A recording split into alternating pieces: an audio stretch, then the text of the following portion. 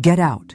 We want our space. Her words sliced through me like a knife. My own daughter-in-law, in the house I still owned. My son, my only child, just stood there, saying nothing. That moment changed everything. Sometimes betrayal comes from those closest to us. This is my story of deception, heartbreak, and finding the courage to reclaim my life at 78. If you're watching this video, please subscribe to the channel and let me know in the comments where you're watching from. I found it while cleaning Harold's desk, divorce papers Michael had left behind after our lunch. My son hadn't mentioned his failing marriage. Yet there it was, evidence of his crumbling world.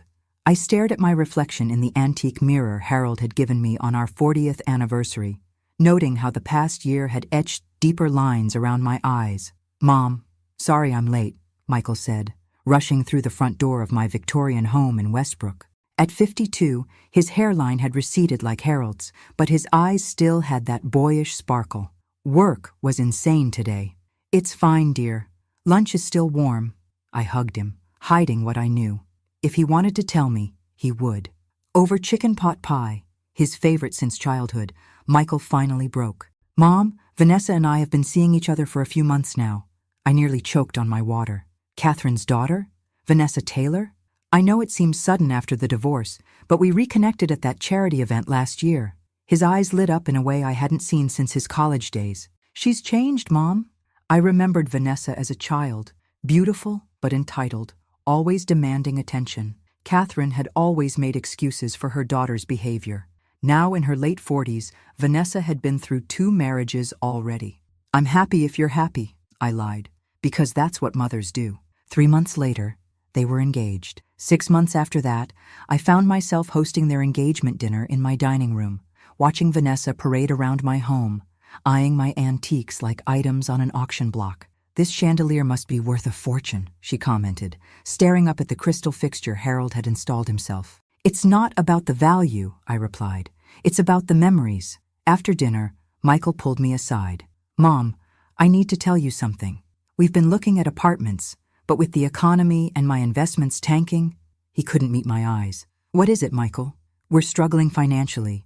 I lost almost everything in that tech crash." Before I could respond, Vanessa appeared, wrapping herself around my son's arm. "Your mother doesn't need to worry about our problems." That night, as I lay in bed thinking about Michael's situation, I made a decision that would change everything. I owned several investment properties Harold and I had purchased during his successful career as a corporate attorney. The colonial house on Maple Street was sitting empty. The next morning, I called Michael. "I have a solution for your housing situation," I said. "The colonial on Maple Street. You and Vanessa can live there as long as you need." His voice caught. "Mom, we couldn't." "I insist. The property is just sitting there." I paused, choosing my next words carefully. "I'll keep it in my name since it's part of my retirement plan, but it's yours to live in."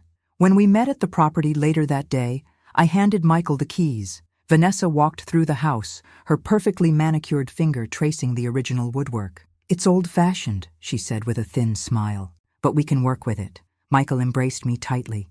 "Thank you, Mom. We won't forget this." As I drove home, a strange heaviness settled in my chest. I chalked it up to empty nest syndrome, even though my son had moved out decades ago. I had no idea that I had just handed over the keys to what would become my prison of guilt, manipulation, and betrayal. It started with unanswered phone calls. I'd leave messages for Michael, and days would pass before he'd return them. When I'd invite them for Sunday dinner, a tradition in our family for decades, there was always an excuse. Work commitments, previous engagements, Vanessa feeling under the weather. I kept a small leather-bound journal, a habit I'd developed during my years as a school principal. Tuesday, called Michael about dinner this weekend. Vanessa answered, said they were busy. Thursday, left another message. No response yet. I wasn't keeping score. I was trying to convince myself I wasn't imagining the growing distance. One Wednesday afternoon, I prepared Michael's favorite lasagna and drove to their house. My house, technically. I rang the doorbell, balanced the still warm dish in my hands, and waited. Vanessa answered, her smile faltering when she saw me standing there. "Eleanor, this is unexpected." She opened the door reluctantly. "I thought you might enjoy a home-cooked meal," I said, stepping inside. The house looked different. The antique side table that had been in the entryway was gone, replaced by a sleek modern console that didn't fit the colonial architecture. Michael emerged from his home office, surprise evident on his face. "Mom, we weren't expecting you. I was in the neighborhood and thought you might like some lasagna." My voice sounded unnaturally cheerful even to my own ears. "That's thoughtful," Vanessa said, taking the dish from my hands with a forced smile. "We actually just ordered takeout, but we can save this for tomorrow." I followed them into the kitchen. Noticing more changes, the vintage cabinet pulls had been replaced with stainless steel handles, and the warm cream walls were now stark white. While Michael excused himself to finish an email, I heard Vanessa in the hallway, her whispered words carrying into the kitchen. "I can't believe she just showed up." "Again, can't we just tell her to call before coming over? It's like we have no privacy anymore." The wooden spoon I was using to stir my tea clattered against the porcelain cup. I set it down carefully, my hands suddenly unsteady. Michael's hushed response. "She's just being helpful. You know how she is. It's suffocating." "Michael, your mother needs to understand boundaries." I quietly gathered my purse and car keys. When they returned to the kitchen, I was already headed for the door. "I should get going," I said, avoiding their eyes. "Enjoy the lasagna." "Mom, you don't have to leave," Michael said, but the relief in his voice was unmistakable. On the drive home, tears blurred my vision. I'd agreed they needed their space, their privacy as newlyweds, but I never expected to be treated like an intruder in a house I owned, bringing food I had lovingly prepared. That evening, I sat alone at my dining table pushing food around my plate. The phone rang. Catherine, Vanessa's mother and my friend of 5 decades. "Eleanor, how are you? We haven't spoken in weeks." I considered telling her about what I'd overheard, but loyalty to Michael stopped me. "I'm fine, just adjusting to Michael being married again." "Vanessa seems so happy," Catherine gushed. "She says the house is absolutely perfect." I nodded, forgetting she couldn't see me. "Yes, it's a lovely home." After hanging up, I added a new entry to my journal. "Remember, they need their space. Call first next time."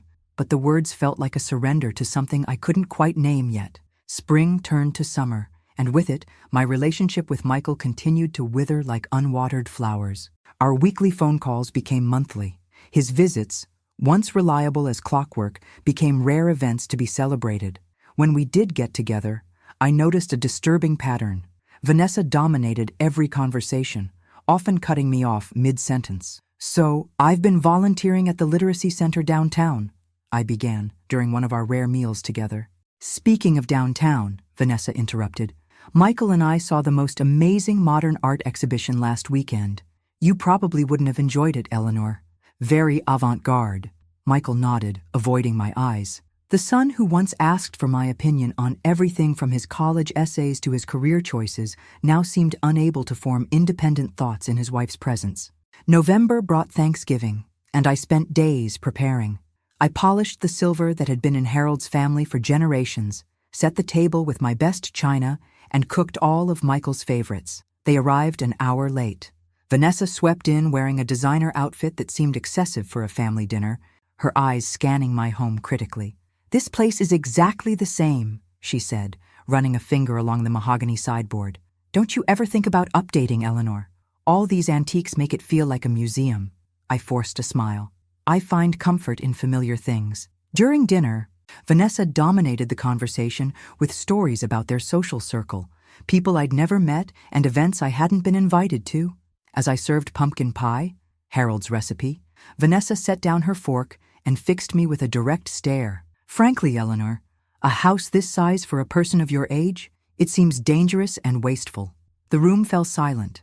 Even the grandfather clock in the hall seemed to hold its breath. "I manage just fine," I replied, my voice steady despite the knot forming in my throat. "There are some lovely retirement communities in Lexington," she continued. "Very upscale. You'd be around people your own age. I'm not ready for that yet." "Well, no one is ever ready to admit they're getting older." She laughed as if she'd said something witty.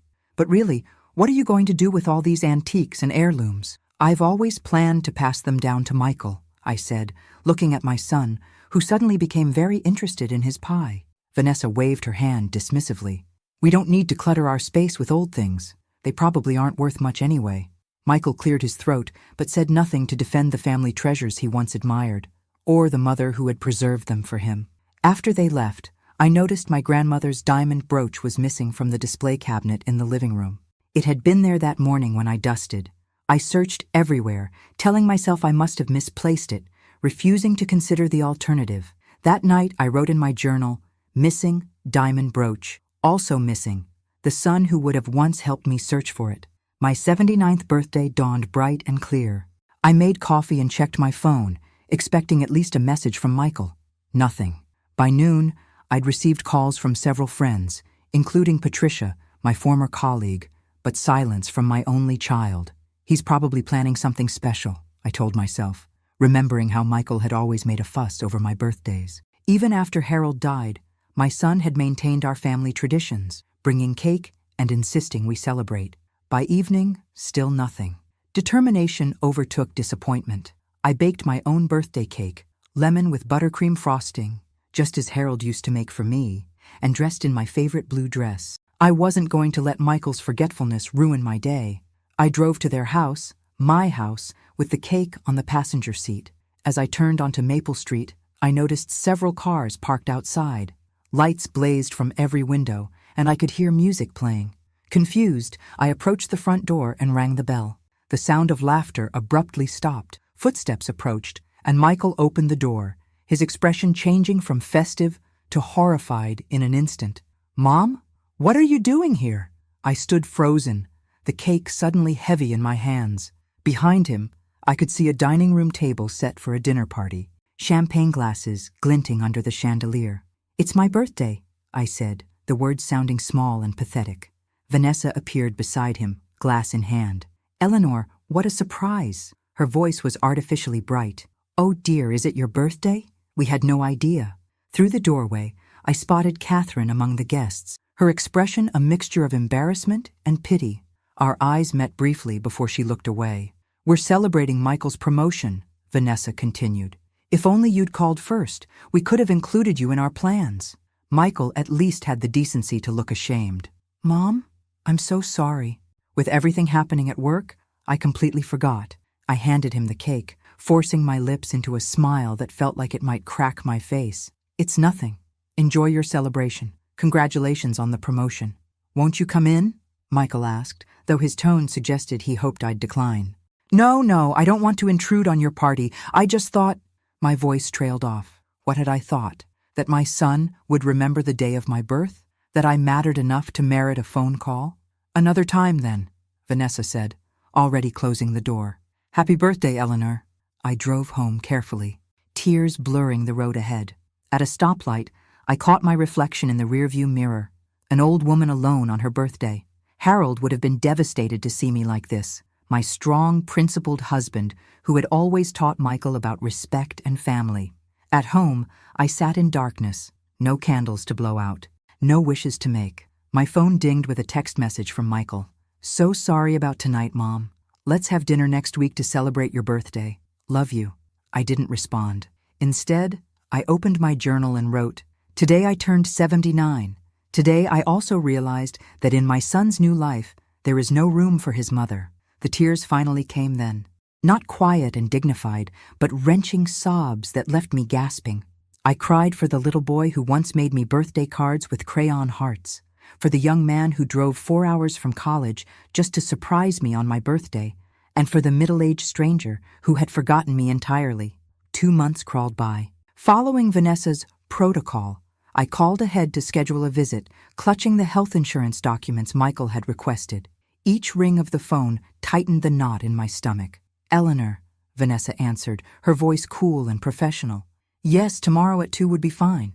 The next day, I arrived precisely on time, documents neatly organized in my leather portfolio, a gift from Harold on our 30th anniversary.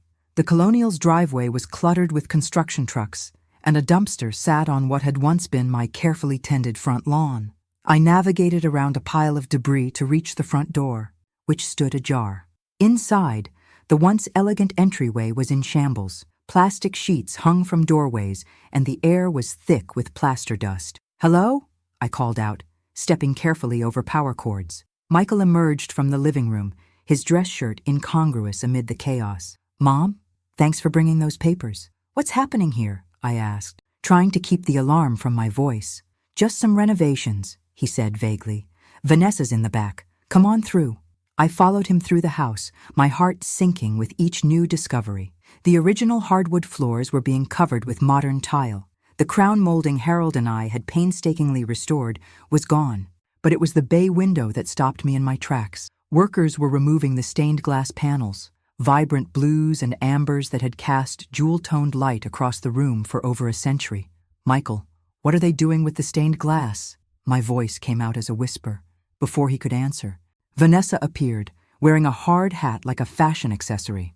Eleanor, perfect timing. What do you think of our modernization project? I struggled to find words that wouldn't betray my horror. It's quite a change. We're bringing this old place into the 21st century, she said proudly. Those dated stained glass windows are the first to go.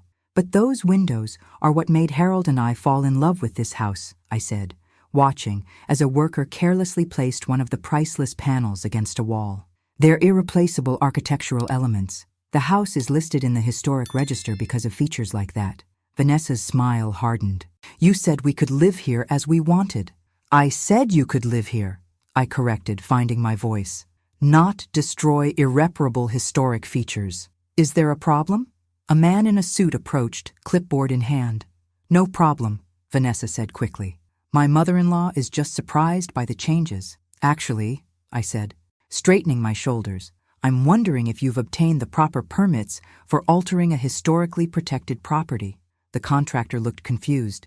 Mrs. Wilson, I was told you approved all these changes. I did no such thing, I replied, turning to Michael, who suddenly seemed intensely interested in his shoes. Vanessa's face flushed red. You gave us this house. I allowed you to live in this house, I clarified.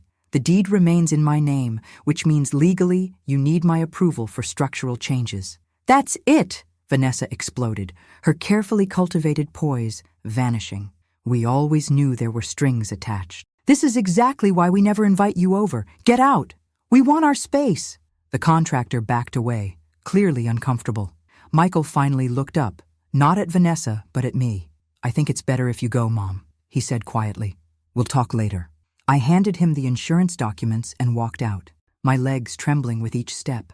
In my car, I realized my hands were shaking, not from fear or sadness, but from rage, pure, cleansing anger. As I gripped the steering wheel, a clarity I hadn't felt in months washed over me. This wasn't about a house or stained glass windows. This was about respect, about boundaries that had been trampled for too long. I started the engine, my decision already made. The time for turning the other cheek was over. Eleanor, you need to check your financial statements, Patricia said, passing me a cup of tea. We sat in her sunlit kitchen, the one place I felt safe enough to break down completely. After leaving Michael and Vanessa's, I'd driven straight to Patricia's. My friend of 40 years, former colleague and retired attorney, listened without interruption as I recounted everything. The growing distance, the birthday debacle, and finally, the confrontation over the house renovations. This isn't just about them being rude, Patricia continued, her lawyer's mind already calculating angles I hadn't considered. Something doesn't add up. The renovation costs for what you described would be astronomical. Where is that money coming from if Michael claimed financial difficulties? The question hung in the air between us, unthinkable, yet demanding consideration. The next morning, I called Mr. Reynolds, my accountant since Harold's death. His response to my request for a meeting was immediate and concerning. I've been trying to reach you for months, Mrs. Wilson. 2 hours later, I sat across from him in his office as he spread papers across his desk. We've received several alerts about unusual activity, he explained, pointing to highlighted transactions. I sent multiple notices to your home address. When you didn't respond, I assumed they were errors, and you'd confirmed that directly with the banks. My stomach clenched. I never received any notices. He nodded grimly. That's what I was afraid of. What followed was a methodical uncovering of horror. Credit cards I'd never applied for opened in my name.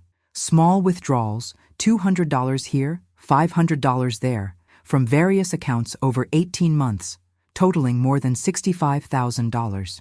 The pattern is telling, Mr. Reynolds said, showing me a calendar where he'd mapped the transactions. Most withdrawals occur within 24 hours of when your son and his wife visit you. I felt the blood drain from my face. That's impossible. There's more, he said reluctantly. I took the liberty of consulting with a private investigator I trust. He slid another folder toward me. He found these among your personal papers when he checked your home office yesterday. Inside were partially completed property transfer documents with what appeared to be my signature at the bottom. I never signed these, I whispered, staring at the careful forgery. The investigator believed you'd want to know immediately. Mr. Reynolds' voice was gentle but firm. Do you recall your son asking you to sign anything recently? A memory surfaced. Michael at my kitchen table 3 weeks earlier, a stack of papers between us. These are just insurance forms, Mom. Sign where I've marked while I take this call. I'd signed without reading, distracted by an urgent call from Catherine about her husband's health. What do I do? My voice sounded strange to my own ears. First, we secure your assets, Mr. Reynolds said decisively. Then we document everything. You'll need to decide if you want to pursue criminal charges. Criminal charges. Against my only child. The words seemed to belong to someone else's nightmare.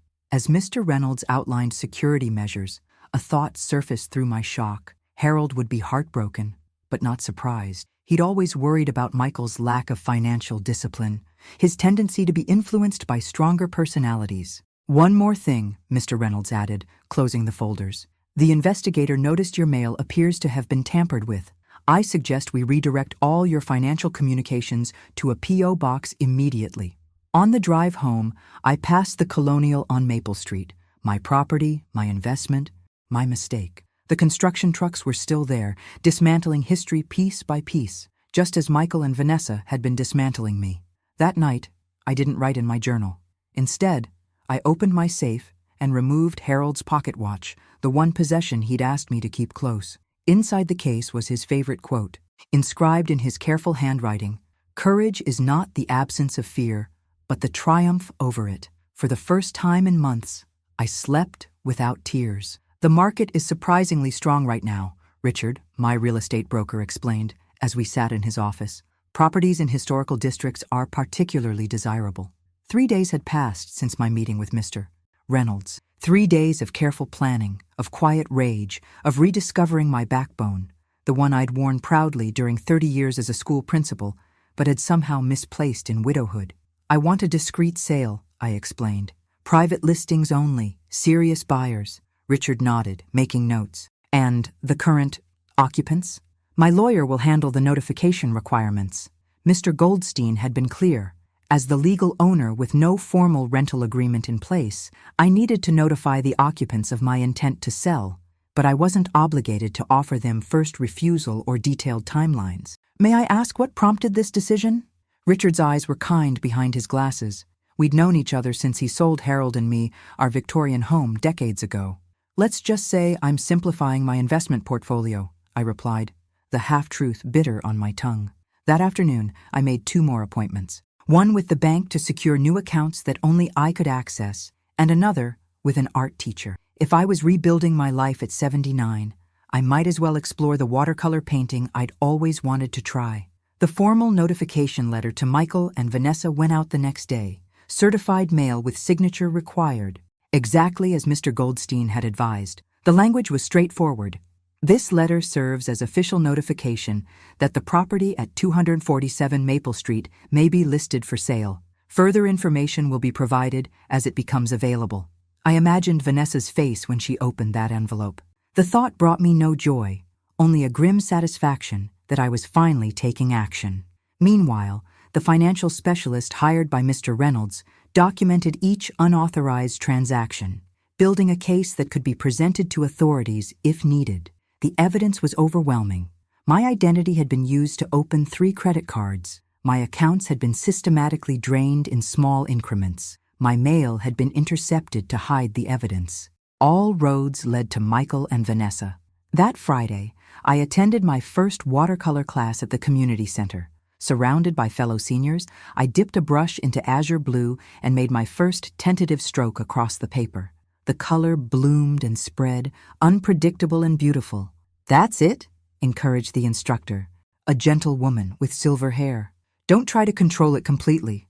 Water has its own ideas." I thought about how I'd tried to control everything after Harold died. My grief, my loneliness, my fear of being a burden to Michael. How that control had become a kind of surrender to Vanessa's manipulations. Michael's distance, no more. That evening, Patricia called. "How are you holding up?"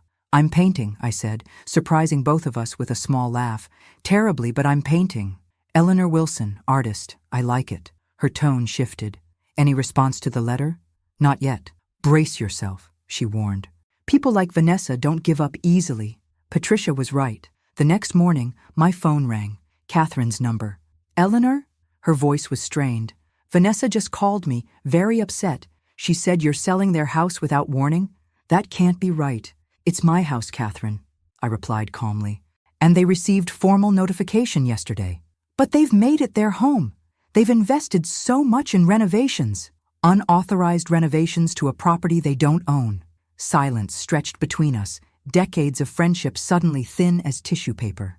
"Eleanor, are you sure you're thinking clearly?" Catherine finally asked. "Vanessa says you've been confused lately, forgetting conversations." Ice formed around my heart. So that was their strategy.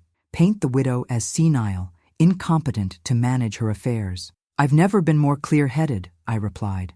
"Perhaps you should ask your daughter about the credit cards opened in my name, or the $65,000 missing from my accounts." This time, the silence had a different quality.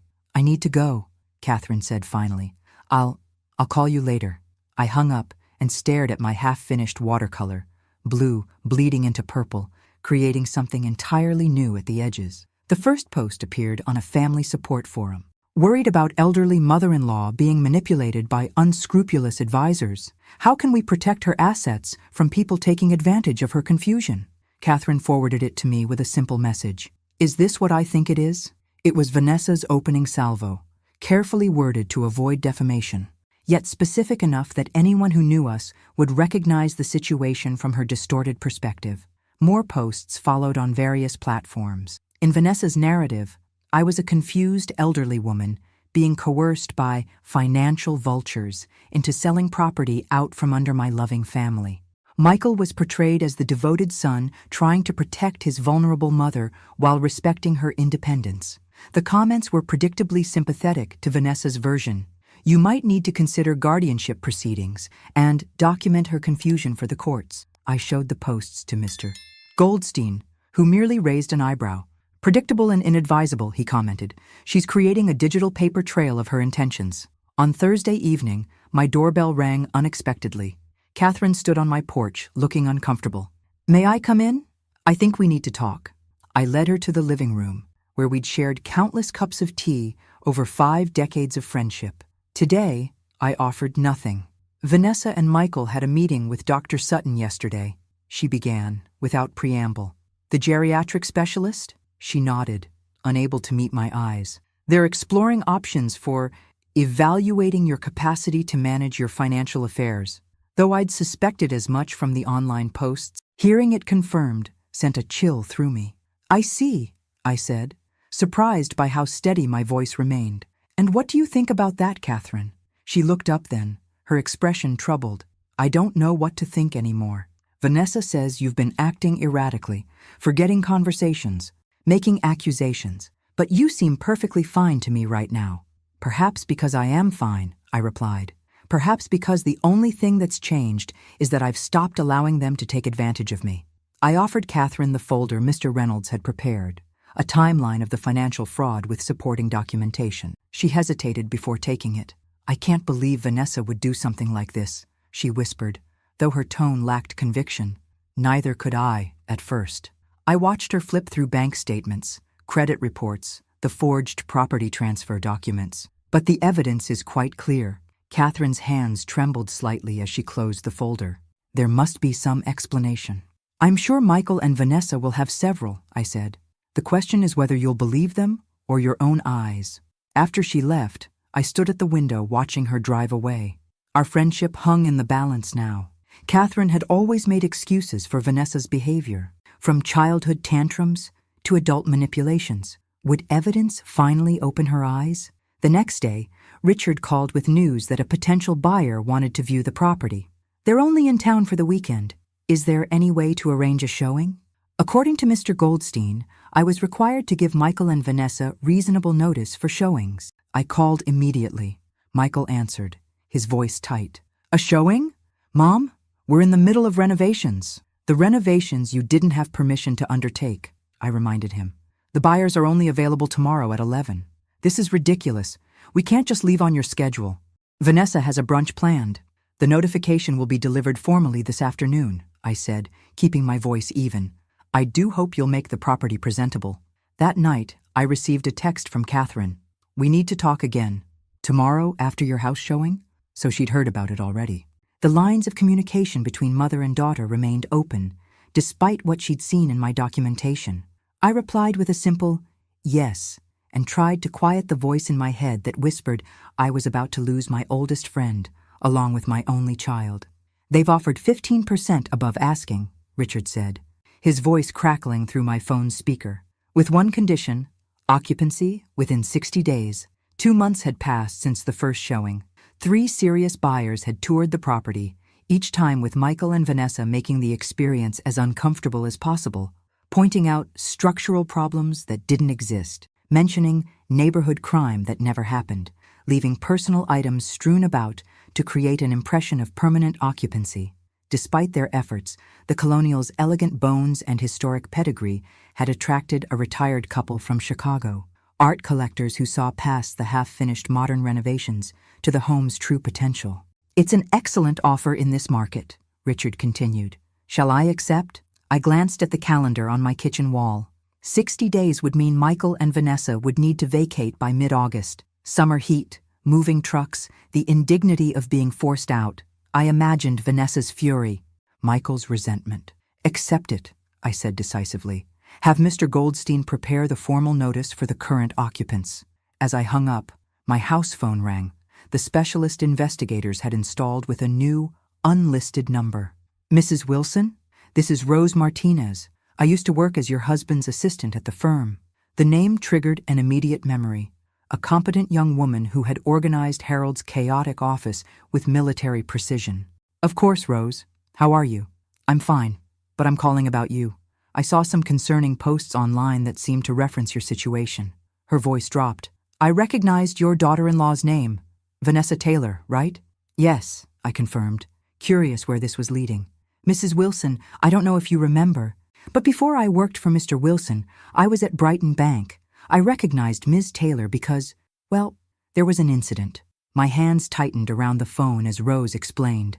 Years ago, while working at the bank, Vanessa had been investigated for financial misconduct involving an elderly client. The case had been dropped due to insufficient evidence, but Rose remembered it clearly because Harold had been involved, offering pro bono legal counsel to the alleged victim.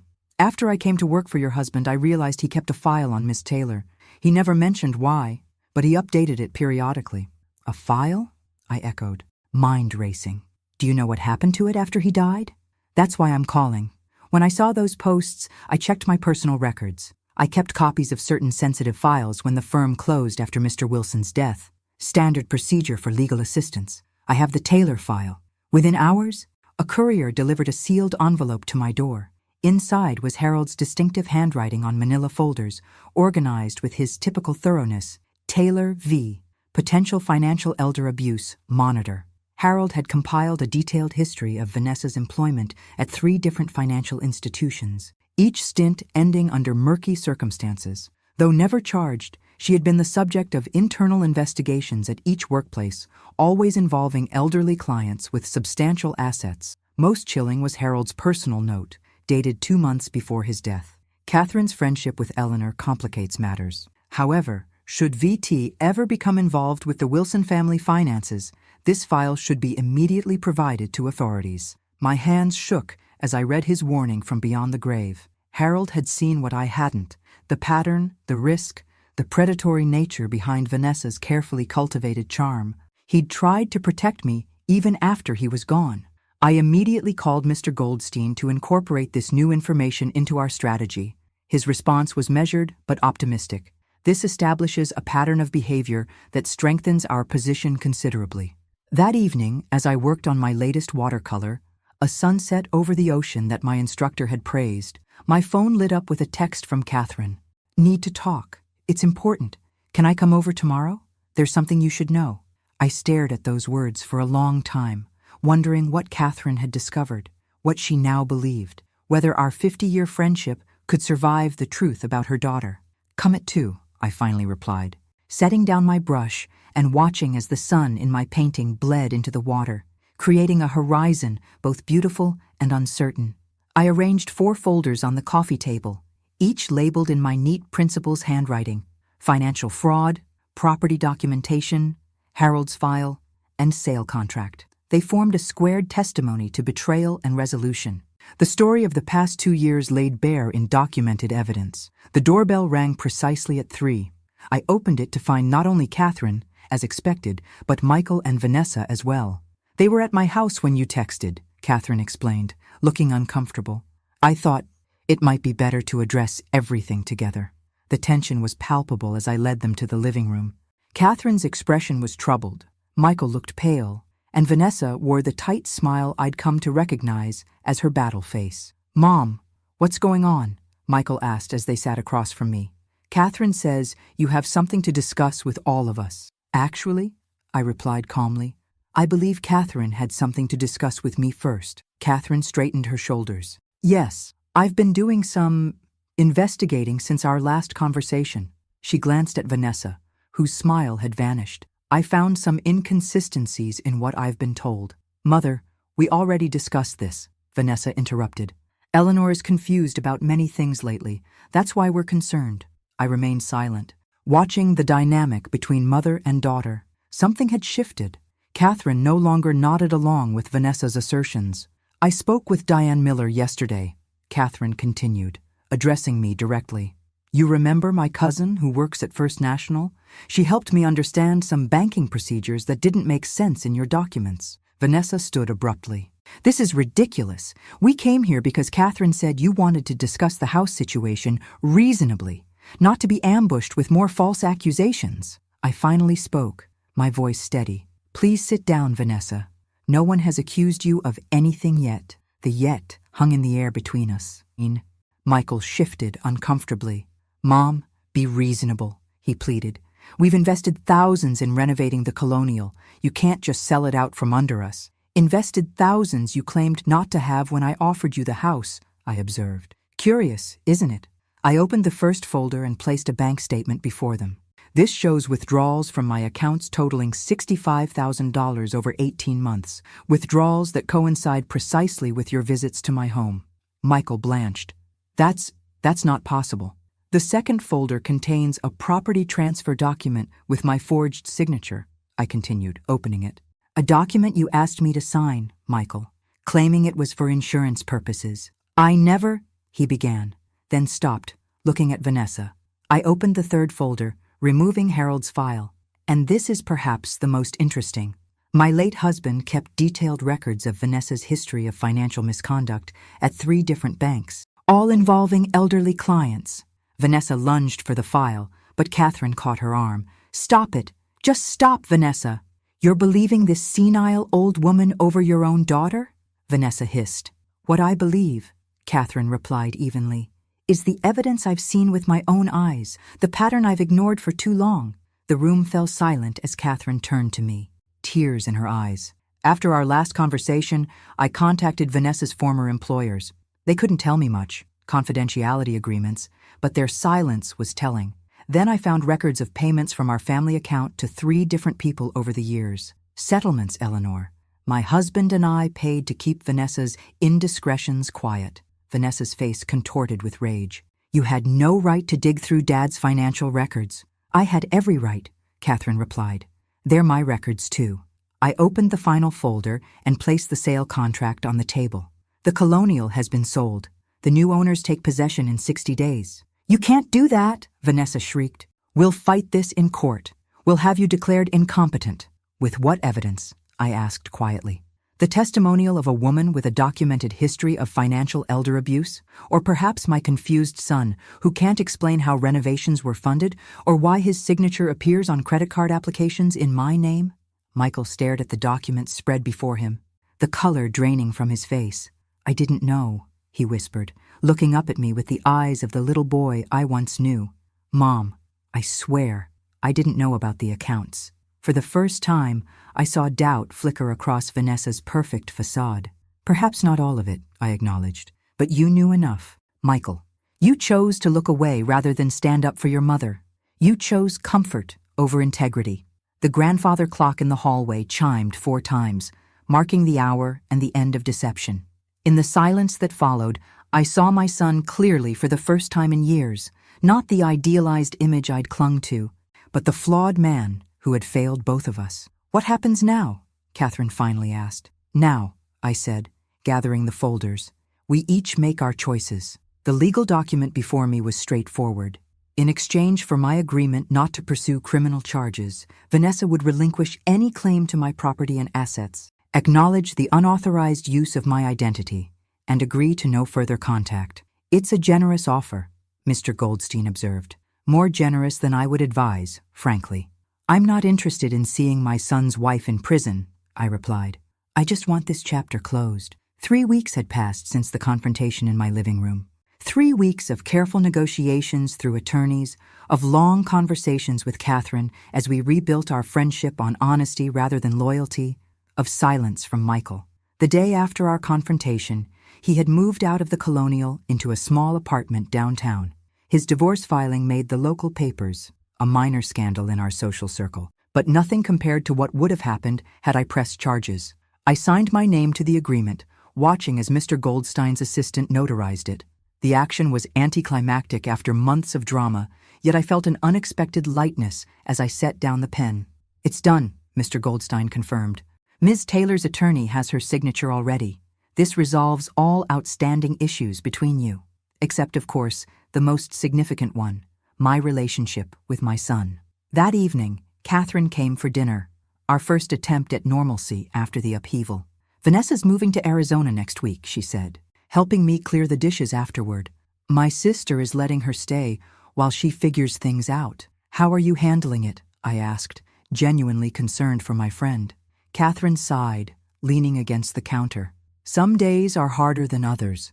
I keep asking myself how I missed the signs, how I enabled her behavior for so long.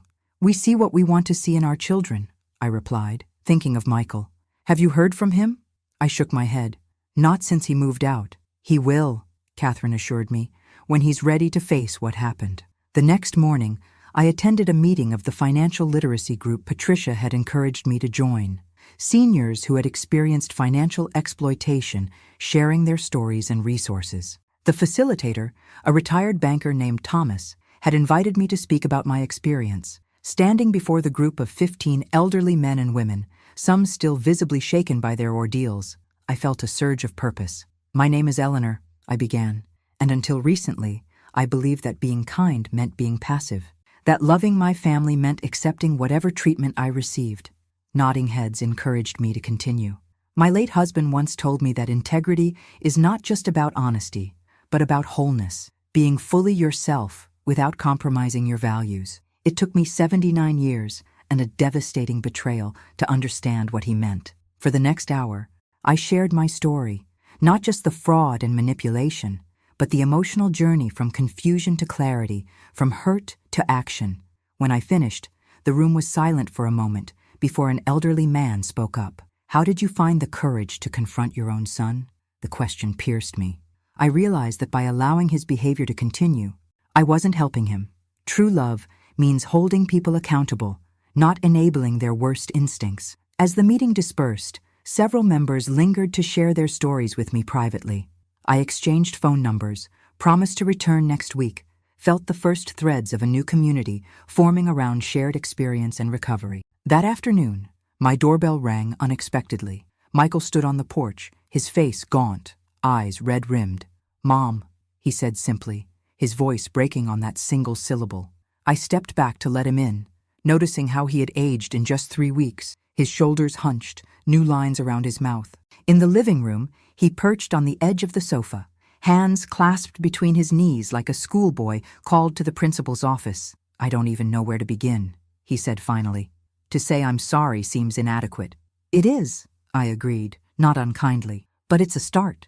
I've been seeing a therapist," he continued, "trying to understand how I let things go so far, why I didn't see what Vanessa was doing, why I didn't protect you.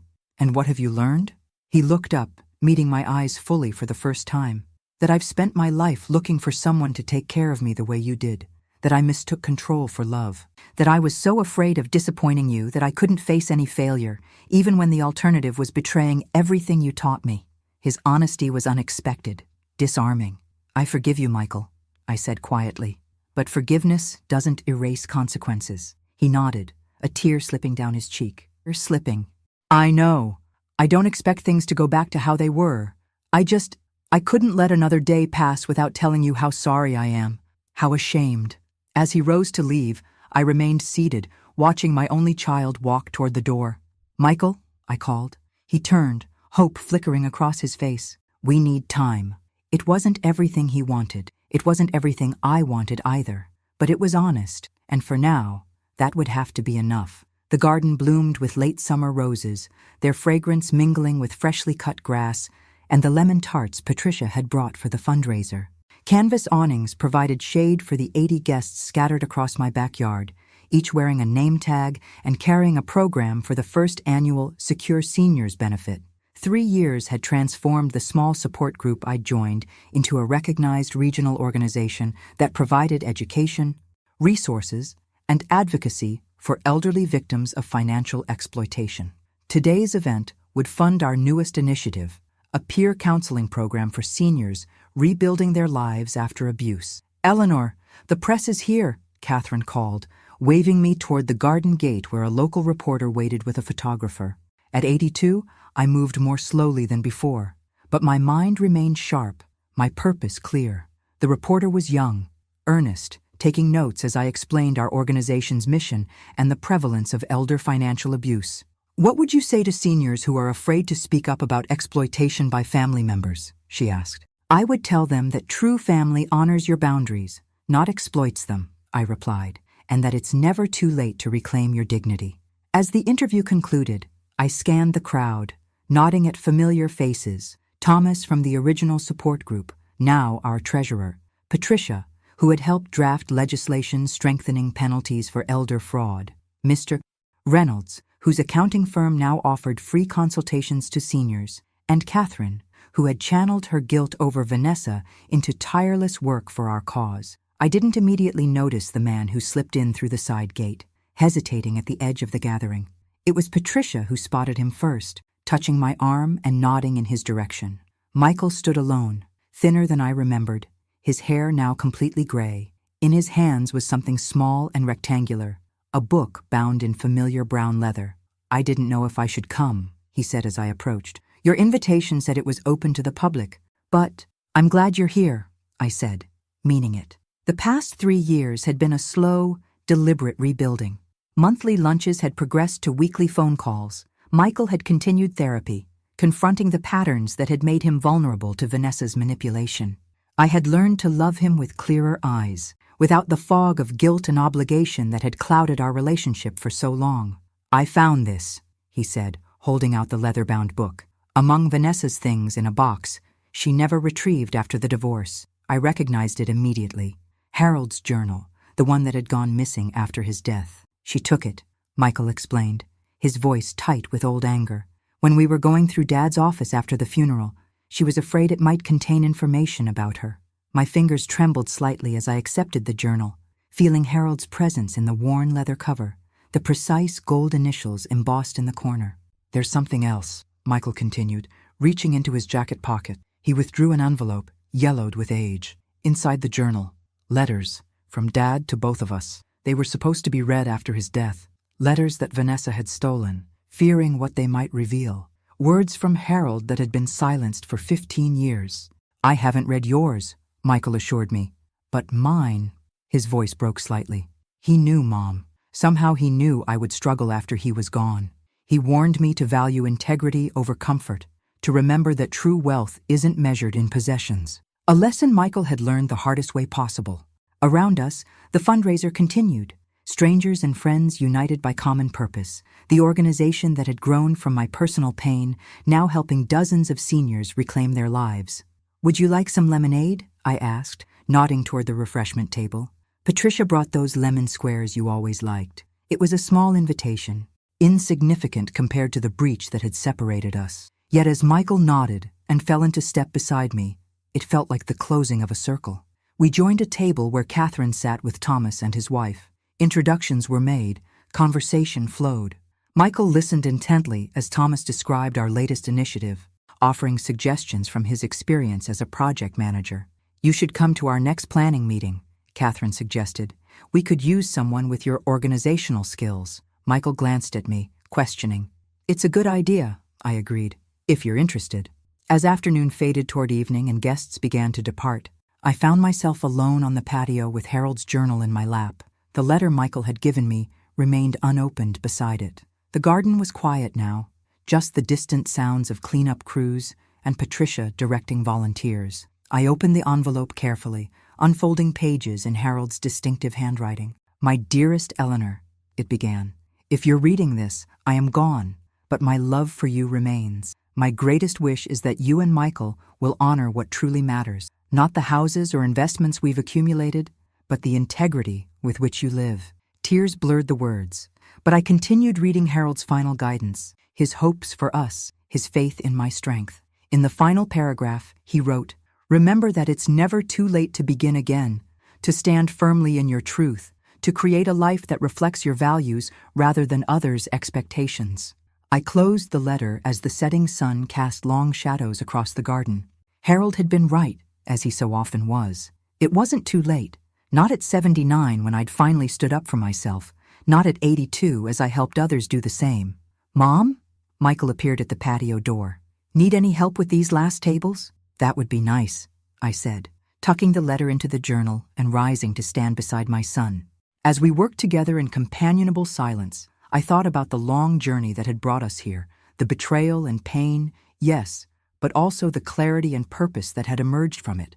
I thought about the colonial house, now lovingly restored by its new owners who had reinstalled vintage stained glass windows similar to the originals. I thought about Vanessa, who according to Catherine was working at a resort in Arizona, still searching for shortcuts to security. Mostly, I thought about the words I now shared with every senior who came to our organization looking for help. Life is too long to carry resentment, and too short to waste on people who don't recognize your worth. It had taken me 82 years to fully understand that truth. But as Harold would say, better late than never. Thanks for listening. Don't forget to subscribe and feel free to share your story in the comments. Your voice matters.